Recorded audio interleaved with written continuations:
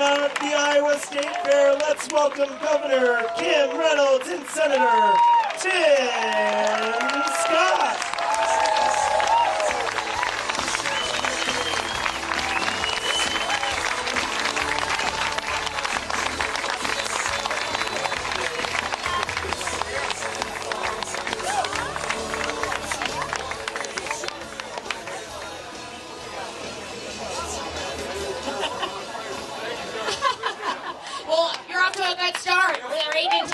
But Buzz is great. I'm teasing. Howdy.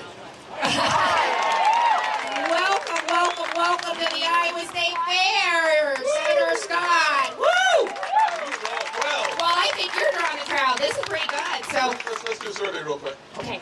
How many of y'all love Kim Reynolds? Oh! It's 100%. 100%. How many of you love Senator Scott? Okay, well, we're off to a good start. There you go. But I said this the other day when we were together, one of the things I appreciate you is I appreciate your faith, I appreciate your heart, I appreciate your optimism, and I appreciate your story because I think it's reflective of the American dream. And one of the things that we're both passionate about, so we'll start out with this, and I've got just a lot of other questions to ask you too, is your passion for school choice. Absolutely. And as you say often, when you give parents a choice, you give kids a chance. So talk about your childhood and how it has informed your policy and their positions on just education and school choice in general. How about we start out there, okay? I love it.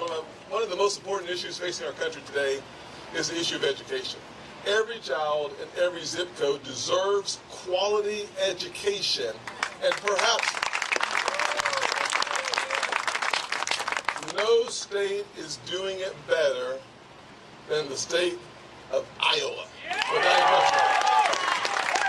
The governor passed, as you all already know, monumental school choice, and it's really important to me. I started the School Choice Caucus 8 years ago. I've been on the topic of school choice because as a kid I grew up in a single-parent household, mired in poverty. I went to 4 different elementary schools by the 4th grade. And so I know that it's really hard for a parent in poverty to find a good school. And so when your governor passes monumental school choice, making it easier for parents all over the state to have school choice, it gets my attention. And frankly, I celebrate her success and frankly, our success as a state and a nation. Education is the closest thing to magic. The good news about America, our future is not dependent on the color of your skin. It's dependent on the quality of your education. Getting that right is the future of the most remarkable country on God's green earth. I had a mother, when I was failing my freshman year, I didn't do very well. I thought I had an excuse to fail because my dad was not around. My mama looked at me and she said, you can be a victim or you can become victorious. She chose victory. And I'm so thankful to have a mama who believed that sometimes love comes at the end of a switch. Now, I'm not sure if y'all know what a switch is. We do, right? I say a switch is a southern apparatus of encouragement. I'll leave it right there. So. But truly, to your point, school choice, just empowering parents, elevates all of education. Absolutely. So we provided flexibility to our public schools, including increasing salaries, so it makes us all better. It will help everyone, right? Exactly, Governor. One of the things that people miss in the school choice conversation, I believe in public schools. Yeah. I also believe in competition. Yeah. And so I want competition to improve our public schools. I don't care whether it's a public school, a private school, a charter school, a virtual school, or a home school. Yep. Give parents the choice, and their kids get a better chance. And we'll rock it. That's They'll called rock it. Our teachers will rock it. Well, I feel like, so as I talk to Iowans, you know, one of the concerns, and you're hearing it too, really is just, I think, the impact of the Biden administration's weakness on the world stage, and truly the aggression that we see with China. Yes. So how has this impacted our national security, and how do we turn it around? Number one, it is not the strength. I'm a Southern preacher wannabe. So I like to stand up and talk to the audience, get right close to you, you know what I mean? So it is not the strength of President Xi, it's the weakness of President Biden. We need to understand the problem we face as a nation. America is the greatest land on God's green earth. We need to stop the Chinese, though, the Chinese Communist Party, from buying our farmlands, number one. Yep. Spying on our kids and stealing our jobs and our supply chain. You need to have a president with a backbone who will stand face-to-face, toe-to-toe with President Xi and say, not on my watch, not in my country, I am that president, number one. Balloons in the sky. Yeah, balloons breaching our sovereign territory. They're made in China 2025. It's stealing our intellectual property to create the battery future for the world. We are the ones that come up with the ideas, and then they literally steal it from our companies. That's one of the reasons why we must have a president who brings home our supply chains, who brings home our jobs, and creates it and makes it in America. I have something called Made in America, which is a plan to create 10 million jobs by bringing our supply chains home and focusing in 3 specific areas. Energy, because I believe energy independence is national security. We have certainly strayed away from that, haven't we? We've given it away. Oh my goodness. And number 2, we can create high-tech manufacturing jobs paying 6 figures to Americans to do the work and build the things that our nation needs. And number 3, innovation will help us cure cancer in less than 10 years, in my opinion. We will have the strongest economy, the strongest healthcare system if we focus on the private sector and not the government. Yay. Yay. So we're going to kind of stay in this vein a little bit because China is providing the precursor to fentanyl. We've got an open southern border. Every state is a border state. I've got National Guard members that are down helping Texas out right now. They were proud to do it. And I'll just give you a stat, and then I've got a question from Iowans. We gave them the opportunity to weigh in. I love it. But just between March and May of this year, the Department of Public Safety, federal and local law enforcement seized 364 pounds of meth, 72 pounds of cocaine, and 27,450 fentanyl tablets in 90 days in the state of Iowa. So Katie from Earlham, it is impacting every single state in this country. But Katie from Earlham wants to know, what are 3 specific actions you take toward border control? I know you were just there, I think, weren't you? Okay. Yes, I was in Yuma, Arizona, 115 degrees. Yeah. It's hot, number 1. Number 2, the first thing we have to do is use common sense, which means finish the border wall, number 1. Number 2, we have to crush the cartels. They're the ones that are taking the precursors from China, developing fentanyl in Mexican labs, and then they are bringing it across our southern border and our ports of entry. We have the available military-grade technology to stop the fentanyl flow across our borders. It would cost us $5 billion. Our nation spends $7 trillion. For $5 billion, we could save maybe 70,000 American lives. Last year alone, we lost 70,000 Americans to fentanyl. The third thing I would do is I would reinstate the Remain in Mexico policy, the asylum policy, and I would also go back to the Title 42.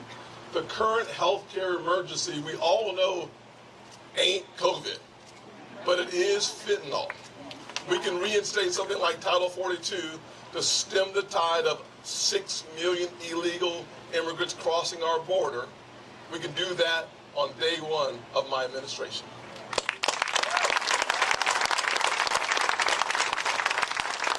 I think the other thing that we see when anytime you turn on the TV, you just see this rising crime taking place, especially in Democrat-run cities across the country. But how do we start to address that and get back to the respect that these kids should be showing? So how do we address the crime, the homelessness, all of that that's just eating away at this country? How do we start to address that? Well, number 1, first thing we could do is start respecting the police. Number 1. I have multiple pieces of legislation that I would sign as president that would increase the federal funding for law enforcement by nearly 500%. The Democrats, I'll wait for you, man. Thank you very much. You take your time. I'm right here. God bless you. But think about this. The Democrats have been defunding and demoralizing the police. 1 out of every 5 law enforcement positions in America remains open today. We can close that gap by respecting the police, but instead of defunding them, let's refund the police. Let's give them the money they need. My legislation simply does simple things like, number 1, best training, best resources, and the best wearing the badge. We should all thank God Almighty that we live in a country that understands the importance of our law enforcement agencies, and frankly our military as well. A lot of veterans, I'm sure, in the audience today. Any veterans here? Thank God for men and women who are willing to serve our country. So if we did that, we would be in the right track. The second thing I would say is this, that, sometimes the Biden administration weaponizes the issue of race whenever they're losing a battle. The thing about crime is intra-racial.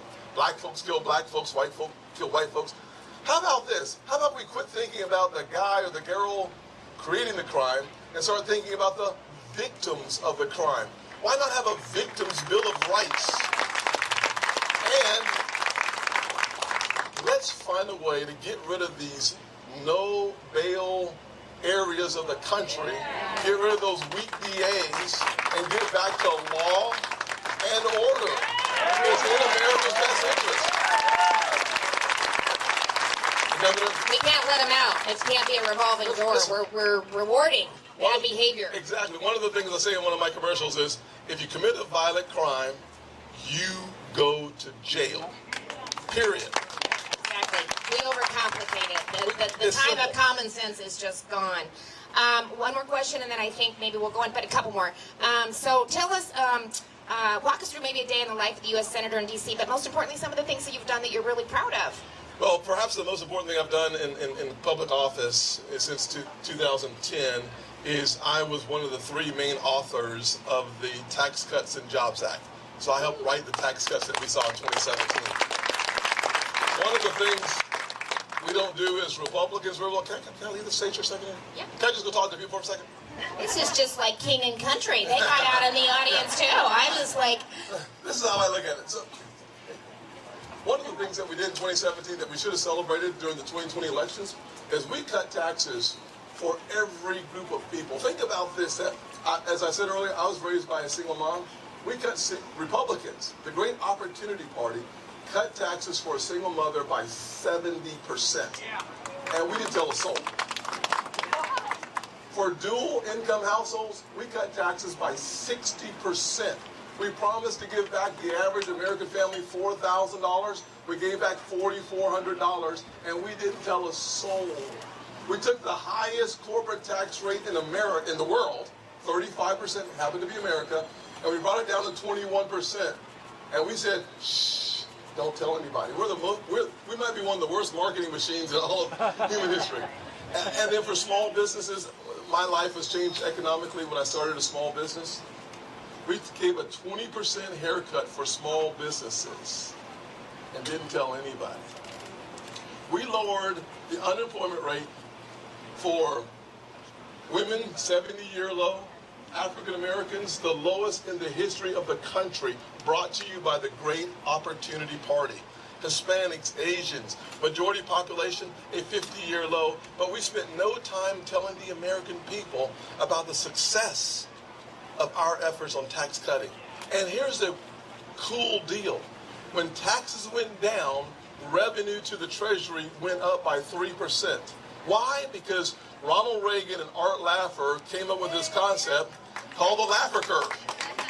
It still works. So maybe the best thing I've done in office was writing and helping pass the Tax Cuts and Jobs Act, and I created something called Opportunity Zones, which brought $50 billion into the poorest communities, and not a single one of those dollars was a federal dollar.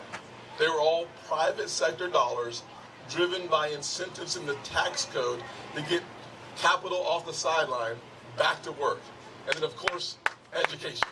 Closest thing to magic. Yeah. And I think that's one of the things I'm most proud of, too, working with the legislature, what we've been able to do to the tax environment. Yes. Do I have any retirees out there that's no longer paying taxes on your retirement income?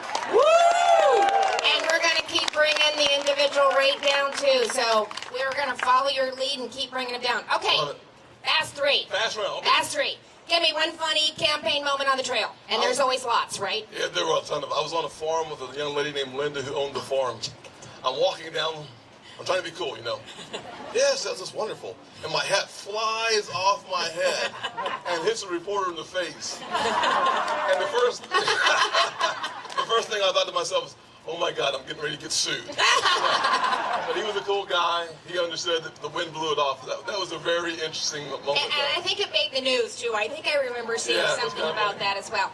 Okay, so favorite fair food that you had or that you're looking forward to having while you're here on the fairgrounds? I love the funnel cakes, by the way. But I just had, I'm a South Carolinian, I'm a Southern boy. I know barbecue, and I know ribs. But no one tell anybody this, okay? I just had the most amazing ribs Woo! I might have ever had. Woo! Only at the Iowa State Fair. But don't tell anybody in South Carolina I said They can't that, go okay? anywhere. They Yes. can't go anywhere up there. So I was gonna maybe do the fast three down there and give you the opportunity. No, to give us your favorite walk-up song. I thought we could practice it. There's a song called Burn Rubber. It was popular when many of y'all were not born. It was the 1980s. Thank you for that. I think this is You weren't here you then. speak to me. You Yeah, weren't here no, then. yeah. This is back in the 1980s before you were born. So literally a great song. And so I was going, and boom, boom, boom, boom. Anyways. All right, I can't sing. You're gonna get to hear it. So okay, it's a special treat that we do only for our Fairside chats. Very cool. Okay, here's the final question and just your chance to kind of. But you know, Tim, as I travel the state, Iowans tell me they want a leader. They want a president that'll stand up for the American people, that'll stand up for this country and our values and our freedoms. They want somebody that has the moral conviction to do the right thing, even when that right thing is really hard. Somebody that has the vision and the resolve to deliver, step in and go on day one. And most importantly, long question, story. Hang in there with me. I'm out to the end. Most importantly, they want someone that can win. So tell us why you are that guy. Well, I believe America can do for anyone what she's done for me. I'm going to focus my time in office on restoring hope, creating opportunities, and protecting the America we love. Restoring hope means doing what Kim Reynolds has done as governor, focusing on education. It is the closest thing to magic. Creating opportunities for me means that we protect the goose that lays the golden eggs. That's the free market economy that is the marvel of the world. We have hard-working farmers in this state who deserve every tax incentive that we can design to make sure that you all keep feeding the rest of the country. So protecting our economy is job one. And three, protecting America, from my perspective, means backing the blue, closing our border, and standing toe-to-toe with China. I'm ready to be your commander-in-chief on day one, not only because of those three reasons, but perhaps more importantly, I recognize that America is great because America is good. And the goodness of America can be found in the pages of our foundation, the Judeo-Christian foundation. And I will tell you, as a kid that was as lost as a goose in a rainstorm, I found on September 22nd, 1983, I found my faith in Jesus. Yes. And it transformed radically how I saw life. And what it taught me was two things. Number one, it taught me how to treat others. Matthew 5:44, love your enemies. Pray for those who persecute you. Do the right thing. And number two, believe that all things are possible. And that for me is Ephesians 3:20, that God is able to do exceedingly abundantly above all that we ask or imagine. I want a president who believes in the American people and who believes in our foundation. It is the greatest untold story in modern America. Give it up for Senator